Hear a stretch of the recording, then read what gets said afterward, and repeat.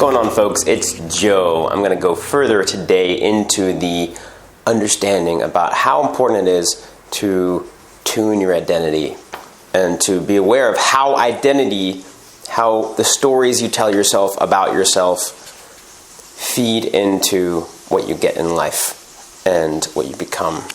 Give me a moment. I'm going to check on the thing I'm cooking right there because it's sizzling. All right, I'm back. So, I talked yesterday about how important it is to tune your identity. I'm going to go further into that. I'm going to be a little vulnerable too. When I was a kid, I've alluded to like a shitty childhood here and there. It had good parts and bad parts, but there's a lot of crap in it. When I was a kid, my parents convinced me that I would always be dependent, that I would always need medication, and that I was mentally ill. It turned out later that that was not the case, and they had been projecting all that onto me. Whether it was a desire for control, their own insecurities, I have no idea. But they chose to focus on all of the aspects of me that could potentially be indications of some kind of problem, or they convinced me that I had it, and they convinced doctors that I had it, and they ignored any evidence to the contrary. When I was realizing this, one telltale sign was that my mom would tell me she went from doctor to doctor to doctor to doctor trying to figure out what was wrong with me, and every single one of them said that I was fine and there's nothing wrong with me, and she eventually found one that worked with her.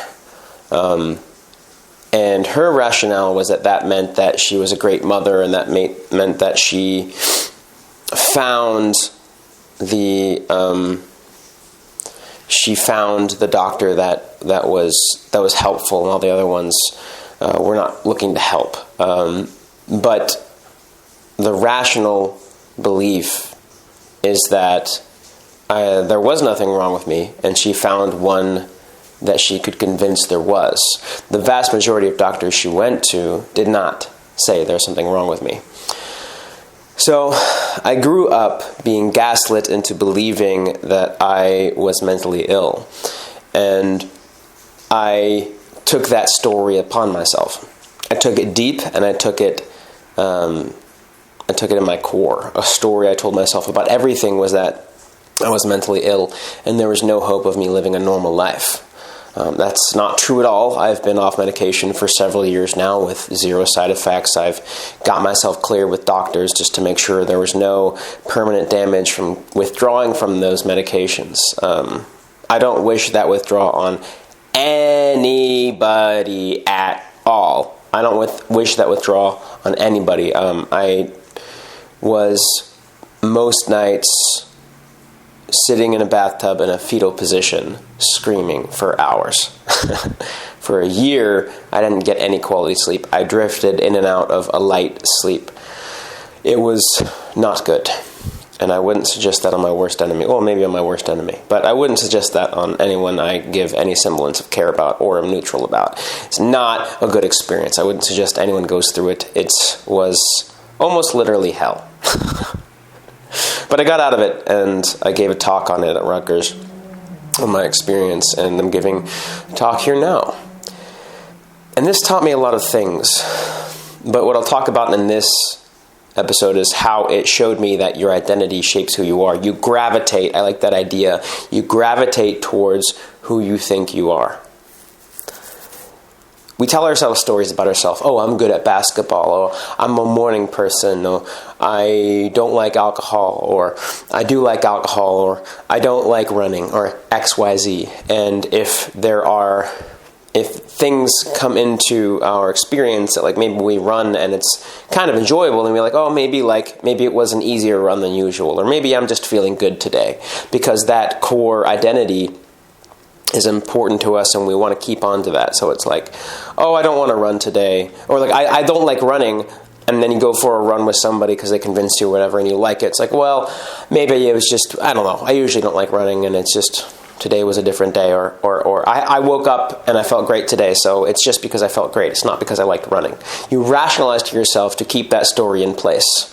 Or if you're like, I'm good at basketball, and one day you don't make any shots in and you try like 100. It's like, well, it's just an off day. I'll be on it tomorrow. And so you still hold that belief that you're good at basketball, even though the temporary evidence in front of you shows otherwise. Now, this is a useful thing, especially when you frame it positively, especially when you have positive stories about yourself, like, I'm good at basketball. If you say, I'm good at basketball, and you shoot up 100 shots and none of them go in, but most days you're good at basketball, like most days you get like, I don't know, 30% of the shots in. I think that's a pretty good ratio. I don't know what a good ratio is, but let's just say a third of them in. You get a third of them in. That's freaking good. And that one day you're off. You'll be back on the ball. There's a difference between delusion and having a positive story of yourself that's somewhat positive, that's somewhat true, but we gravitate towards our stories, and they influence the way that we attach meaning to our actions and the way that we attach meaning to our the results that we get, because we all have explanations for what happens in the world. If you do really well on a test, you could either say, hey, it's just, I was just lucky today, or I did a really good job studying and I'm really good at studying, or I have a natural talent for this and it's just my natural talent.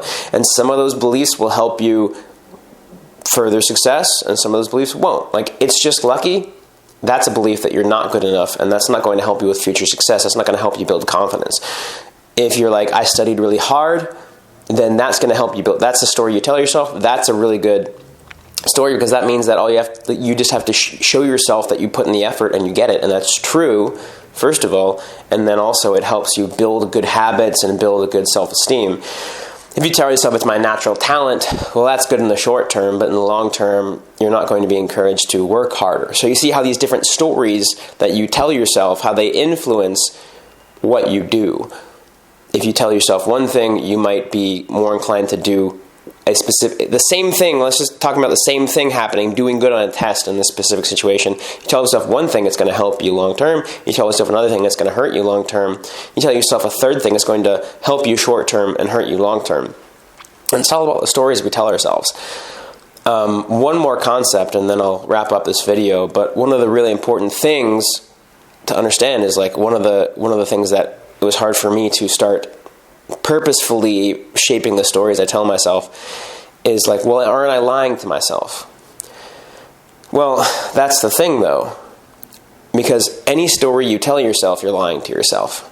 Because any story you tell yourself is partially untrue, because you're approximating. If you say, I'm good at basketball, well, some days you're not. If you say, I'm bad at basketball, well, some days you are. Or some days, at least, you're better than other days at basketball. And so when you say any one thing that's clear and concise, you're approximating the truth. Now, you might be approximating the truth really well, but you're still leaving out some of the nuance, and you're lying to yourself.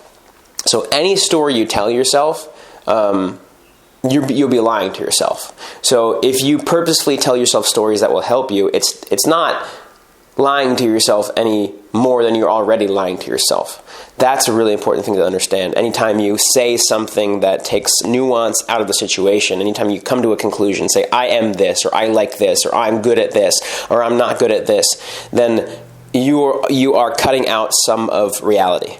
So why not cut out bad and keep in good? That is an important thing to share. Don't ignore the things that are happening to you, and don't lie about reality. But if you're telling yourself a story, you're telling yourself a story, and that's just an approximation of the truth. It never was the full truth. It was always just part of the truth. So tell yourself the good stuff to keep yourself in the loop. Like, for instance, when I was getting off my medication, I had a story in my mind that was instilled in me from the earliest of my days, that the story was, I am mentally ill. I will never be okay. I will always need medication. I will never have a normal life. I will always be dependent on others. I would always be unstable and insecure and unstable. And I changed that story. I saw the evidence, and I decided that I'm just going to perceive it, but not put any meaning to it. And then I'm like, you know what? I might not be in a good place right now, but I can build healthy habits. And the more healthy habits I build, the better my health will get. And I told myself that, which was 100% true. And you see how it's different, where it's like, okay, I'm experiencing a lot of anxiety and mood shifts, whatever, from the withdrawals, and I could easily have said, well, this is proof that I'm mentally unstable, I'll never get off my medication. Or I could say, hey, you know what? My health is in a little bit of a flux right now, it's not in a good place, but I am building healthy habits, and it's just a matter of time before I'm really healthy. And that they're both true. Both of them are true. You can easily take what you see and come to either conclusion. But why the hell would you come to a conclusion that's like, I'm dependent, I'm not good, I'm mentally ill? Why would you come to that conclusion if you could come to the conclusion that you can get out of it, and it's just a matter of time, and you're healthy, and you will be healthy? Like this time next year, you're going to be healthy, and you're on a good trajectory, you're healthier every single day. They're both true. If you're doing the work, they're both true. So I strongly suggest, I'm not going to control you guys, but I strongly suggest, analyze, journal, figure out what stories you're telling yourself, and replace those stories with better ones. Cheers. Oh, by the way, if you like this video, subscribe, hit the bell, and share it with a friend. It's super important to me to get good content out to you guys. It helps. So, and it's also important to me to be able to spend my time on this. So if you want me to be able to spend more time on this, click any of the Amazon affiliate links below and buy something from Amazon. Really helps me out. There's some quality shit there, and obviously, actually, if you click any of the links and buy anything from Amazon, just do that. Give yourself a present, give yourself something you need, whatever. It helps. But bye, enjoy.